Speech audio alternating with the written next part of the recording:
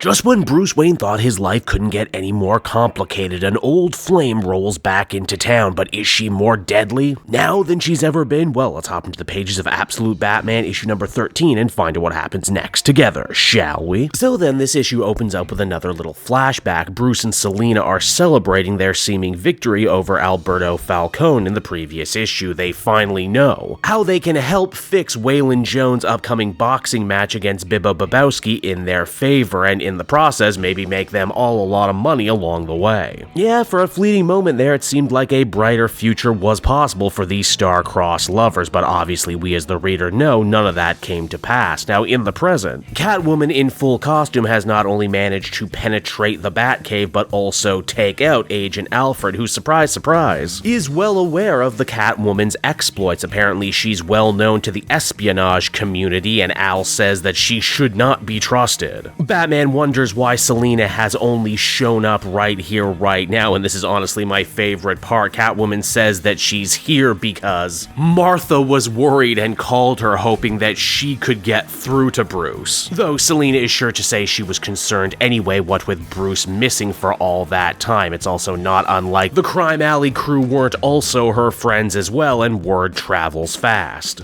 All these complicated feelings, though, are going to need to be put on the back burner as Bruce and Selina decide to reconnect. They reconnect all night long until the sun rises. Well, geez, I guess they still like each other, huh? All that time apart hasn't really doused the fires of their passion. Though it's once they start trying to dig deeper do the problems start to form. Selina sees the horrible effects of the torture that Bruce suffered in Ark-M, and when she asks him about it, he quickly changes the subject by essentially saying he'll talk about it when Selina talks about the fact that her helmet and tech that she's using very much looks like the same stuff Black Mask was into. So yeah, if they're not gonna talk and they need to wait a bit before they can reconnect again, they figure they might as well go on a date, which is their fancy code for saying suiting up and hitting the streets. Conveniently enough, Bruce needs to take a meeting with the Red Hood gang. In this world, they're a group of anti-authority cyberpunk agitators who Batman had a fragile alliance with. Though the group isn't exactly Batman's biggest fan as of recently, you'll remember he told them to stand down, and now he wants an audience with their leader. One that the grunts aren't quick to give up. The tension ends up boiling over and a fight breaks out. Man, if you thought it was cool before when the big symbol on Batman's chest turned out to be a battle axe, well, you ain't seen nothing yet. You see, Catwoman's robot tail, which is also her whip, also happens to be ammo bandoliers, which she can use to shoot the Red Hoods. Don't worry, no one dies. As she's only shooting riot rounds, well, this time she's shooting riot rounds. Now, even though Catwoman can very clearly handle herself, seeing his beloved come under attack forces Batman over the edge, wherein he makes use of his brand new Venom implants for the very first time. They make him strong enough to push over a Ferris wheel here over on Amusement Mile. But it's a real give and take, as the Venom also gives him glowing green eyes and a crappy disposition. Even in this state, though, Batman says he didn't come here to fight. He's come here to warn the Red Hoods about the horrors taking place at Ark-M, the monsters they're creating, and how he plans to burn it all to the ground by taking the fight directly to their man Bane. It's at that very moment the Red Hood's leader ends up revealing themselves, and surprise, surprise, it's not actually Jason Todd, it's Harley Quinn. Ooh, how about that? In this world, the Joker didn't become Red Hood, but a Harley did. Also, I love that they're meeting at Amusement Mile. That should have been a dead giveaway. Now, after that, we transition on over to Bane. He's getting tuned up by the doctors, and in a moment of actual vulnerability, Bane reveals what he's truly been after this whole time. You see, he's actually under the delusion if he can deliver Batman to be his grand replacement, that the Joker will actually allow him to leave and go back to his normal life. Dr. Arkham quite fearlessly tells him he's being stupid directly to his face and that the Joker will never let him or anyone else go. But still, for whatever reason, Bane is truly undeterred. It's at that moment, too, with the help of the Red Hoods, Batman is able to hijack screens all over Gotham City, which again is always so funny to see Batman do this when normally in the main universe this is a Batman villain type of move. For what it's worth, Bruce has learned a thing or two since the last time he tried to drop a dime on Black Mask and the party animals. Instead of going to the legacy media to get his message out, instead he's talking directly to the people. He talks about how their city is corrupt to the core, how their leaders sold them out, that they are literally selling out the very land from under them and using it to create a abominations. But that unlike everyone else in their life, Batman is willing to stand up and fight these forces of evil head on. He calls Bane out directly, hoping to bruise his ego and get him to agree to a fight at the local arena. Why, he even gets so animated and passionate he swears a little before signing off as Batman. Gotta wonder if he meant to do that or if that's the Venom side effect starting to kick in. Seriously, I thought he was gonna call himself the goddamn Batman at one point. Now, why did Bruce choose the arena that he chose? Well, in a nice bit of connective tissue, this was the place that Croc had his fight with Bibba Babowski. We see a flashback wherein Bruce reveals that the fight is fixed, and that if Waylon is only willing to go down in the 7th, then they can all make a ton of money. Here's the thing though, Waylon doesn't want to go down, even if it does mean becoming rich. He wants to fight the good fight. He wants to prove that guys like Falcone don't just get their way every time because they're rich and powerful. Waylon wants to be the little guy that could, and he thought that Bruce felt the same way. Which is why he ended up getting so hurt when he saw that him and Selina went behind his back to try and help fix the fight. Which of course makes it all the more meaningful now that Batman has chose this place to make his final stand against Bane. Though Catwoman is very scared and skeptical about how Batman is choosing to try and win this fight, mainly by tapping into those Venom powers again. Selina sees this as taking a potentially deadly shortcut, but one that also undercuts Batman's mission. Shouldn't he mean more? Shouldn't he try and do more? Bruce, of course, finds that very rich from a woman who spent her entire youth telling him to lie, cheat, and steal and do whatever it takes to win, only now to grow a conscience at the worst possible time. Catwoman ends up getting turned away, while Alfred, on the other hand, is 100% in on this Venom tactic, saying that if he wants to win this war, and make no mistake, they are in a war, Bruce will need to abandon the good man he was, and become a monster like no other in order to stand victorious. And while we don't know exactly what decision he's going to make, as the comic comes to a close, we see that someone has been feeding Killer Croc. And so that was Absolute Batman issue number 13, everybody. Another really solid issue from Snyder and company. I like this new take on Selina Kyle. Now she's the worldly person coming back to her old home with brand new insights that she never would have had before unless she left. In fact, in a weird way, outside of knowing young Bruce when they were kids, Selina's ultimately not that different here in the Absolute universe than she is in the main universe. It's just their relationship that's different. I wasn't expecting that twist with the Red Hoods either, and I really appreciate it. If Harley is this world's Red Hood, then that begs the question, where is Jason right now? And could we potentially see him down the line? By far though, I think the real solid gold of this arc is once again the very fascinating juxtaposition between Bruce and Bane. Bane is doing all of this horrible stuff because he believes at the end of it he won't have to anymore. He's already envisioning what stopping looks like, where Batman, on the other hand, I don't think he's actually thought that far ahead. Overall, I think I feel comfortable giving this one another very solid 8 out of 10, and I can't wait to see how this arc wraps up, especially given what's going on in DCKO right now.